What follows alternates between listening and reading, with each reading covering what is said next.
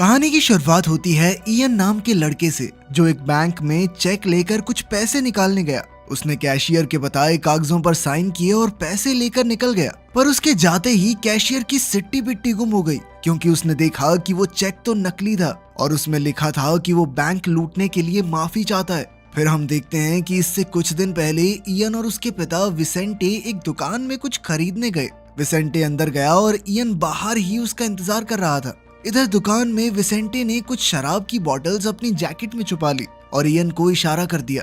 तभी इयन ने बाहर से ही अपनी जादुई शक्तियों से ऐसा माया जाल बनाया जिससे दुकानदार को चोरी का पता ही नहीं चला। आखिरकार उनका प्लान कामयाब रहा और विसेंटे चुपचाप दुकान से बाहर आ गया। उसने इयन से कहा कि मैं गाड़ी लेने जा रहा हूँ, तब तक अपना ध्यान मत भटकने देना। और इयन ने भी माया जाल बनाए रखा, पर अचानक वहाँ कुछ लड़कियां आ गई जिससे इयन का ध्यान भटक गया और उसका ये जादू टूट गया।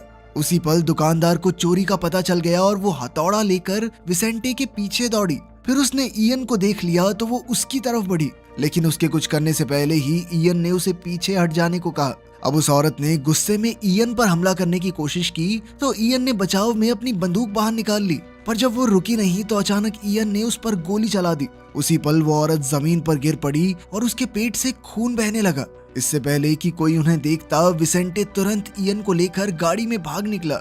उनके जाते ही एक पुलिस वाला वहां आया और उसने देखा कि वो औरत सड़क पर लेटकर दर्द में करहा रही थी, मगर सच तो ये था कि उसे गोली लगी ही नहीं थी, बल्कि बंदूक और खून भी इयन का बनाया एक दूसरा माया जाल था। खैर, इसके बावजूद उस औरत ने पुलिस को चोरी के जुर्म में विसेंटे का पीछा करने को कहा और जल्द ही पुलिस उनके पीछे पड़ गई। ये देखकर विसेंटे काफी गुस्से में था, क्योंकि वो नहीं चाहता था कि उसकी गाड़ी ब्लैक लिस्ट हो जाए। इसलिए उसने इयन से कहा कि जल्दी से गाड़ी का हुलिया बदल दे। इयन ने ऐसा ही किया, पर कुछ देर बाद वो कहने लगा कि मैं ऐसी छोटी मोटी चोरियां करके तंग आ चुका हूँ। उसने पूछा कि वो अपनी शक्तियों की मदद से बैंक क्यों नहीं लूटते, जिस पर विसेंटे ने जवाब दिया कि इसमें पकड़े जाने का खतरा है। अगर किसी को भी उसकी शक्तियों का पता चल गया तो सरकार उसे बंदी बनाकर अपने फायदे के लिए इस्तेमाल करेगी। अब पुलिस तेजी से उनके करीब आ रही थी, इसलिए इयन ने एक और माया जाल बनाया जिसमें पुलिस को लगा कि जोरदार बर्फ पड़ रही है और अचानक उन्हें लगा कि उनकी गाड़ी पलट गई। पर सच तो ये था कि गाड़ी एकदम सही सलामत थी और उन्हें कुछ नहीं हुआ था। तभी हम देखते हैं कि एड्रियाना नाम की एक औरत ने एक सीसीटीवी फुटेज देखी जिसमें इयन अपनी शक्तियों का इस्तेमाल कर रहा था। इसे देखकर एड्रियाना ने चैन की सांस ली, क्योंकि वो बरसों से उसे ढूंढ रही थी।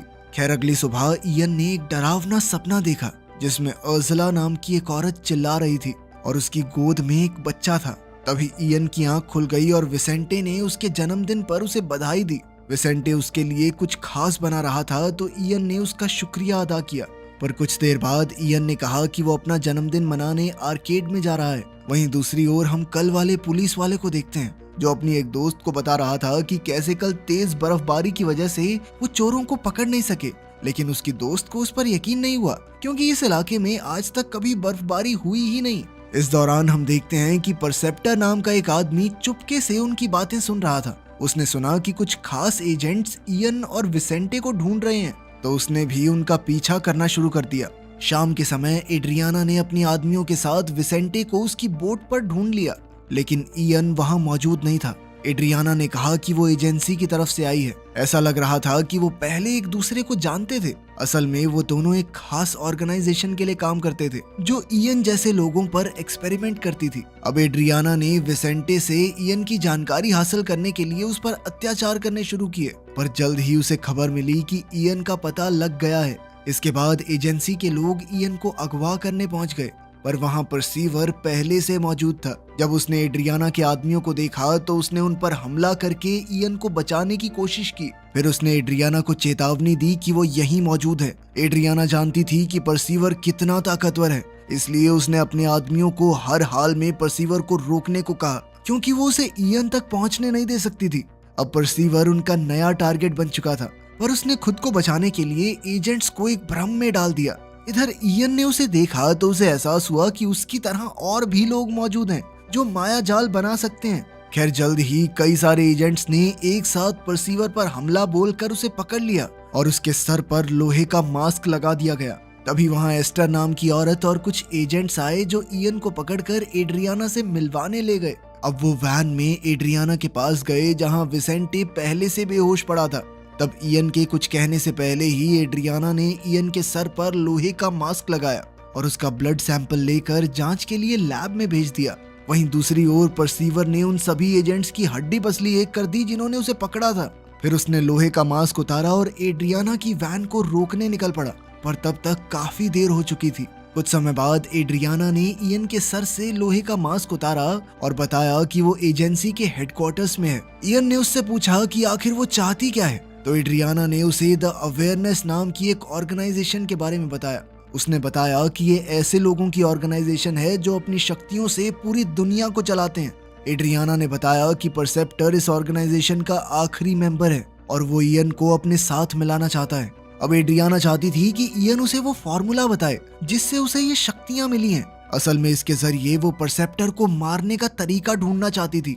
तब इयन को एहसास हुआ कि यहाँ उस पर चूहों की तरह सिर्फ एक्सपेरिमेंट्स किए जाएंगे, तो उसने कहा कि वो अपने पिता के साथ यहाँ से जाना चाहता है। पर एड्रियाना ने कहा कि अपने पिता को देखना चाहते हो तो जैसा मैं कहती हूँ वैसा करो।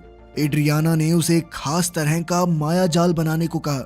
इयन ने वैसा ही किया, पर एड्रियाना कहने लगी कि काम पूरा नहीं हुआ है। इस पर इयन कहने लगा कि जब तक मैं अपने बाप को नहीं देख लेता, इससे ज्यादा कुछ नहीं करने वाला मैं तुम्हारे लिए। आखिरकार एड्रियाना इयन को विसेंटे के पास ले गई और तब इयन को एहसास हुआ कि एड्रियाना और विसेंटे तो पहले से एक दूसरे को जानते थे। इयन ने उनसे पूछा कि वो कैसे मिले, जिस पर एड्रियाना ने कहा कि उसे खुद पता चल जाएगा। एड्रियाना ने इयन से कहा कि वो विसेंटे के दिमाग में घुसकर उसकी यादों से सच का पता लगा सकता है। ये सुनकर विसेंटे ने इयन को ऐसा करने से सख्त मना कर दिया, मगर इयन ने उसकी बात नहीं सुनी। तब एड्रियाना ने इयन को अर्ज़ला की तस्वीर दिखाई और उसे विसेंटे के दिमाग में जाकर देखने को कहा कि अर्ज़ला कौन है। विसेंटे ने उसे बहुत बार रोका, लेकिन इयन फिर भी उसकी यादों में गया, जहां उसे पता चला कि विसेंटे एड्रियाना के साथ कई साल पहले काम करता था और एक दिन विसेंटे ने अर्ज़ला नाम की उस औरत के बच्चे को चुरा लिया और वहां से भाग निकला।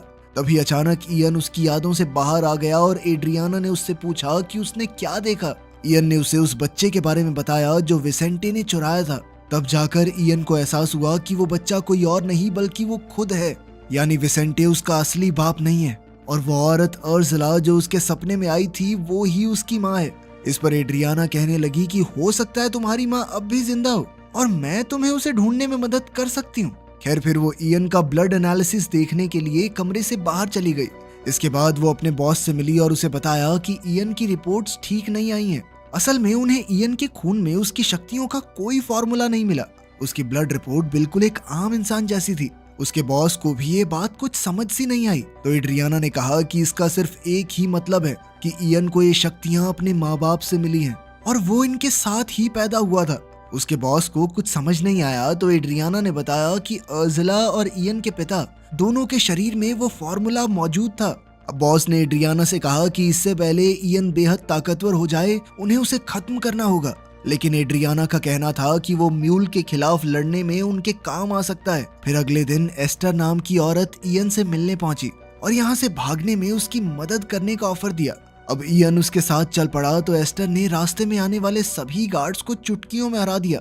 मगर जब वो निकलने वाले थे तो इयन ने कहा कि उसे विसेंटे को अपने साथ ले जाना होगा। इसी दौरान परसेप्टर भी बिल्डिंग में घुस आया और जब एड्रियाना ने देखा कि इयन अपने कमरे में नहीं है तो उसने एजेंट्स को तुरंत उसके पीछे भेज दिया। मगर रास्ते में ही परसेप्टर ने सभी एजेंट्स को मौत के घाट उतार दिया। उधर इयन एस्टर और विसेंटे के साथ गाड़ी में भाग निकला, लेकिन परसेप्टर ने उनकी गाड़ी के टायर पंचर कर दिए थे। बदकिस्मती से इसी वजह से उनका एक्सीडेंट हो गया। पर इससे पहले कि परसेप्टर वहां पहुंचता, इयन ने एक माया जाल बनाया जिससे उनकी गाड़ी गायब हो गई। आखिरकार उनका प्लान कामयाब रहा क्योंकि परसेप्टर कुछ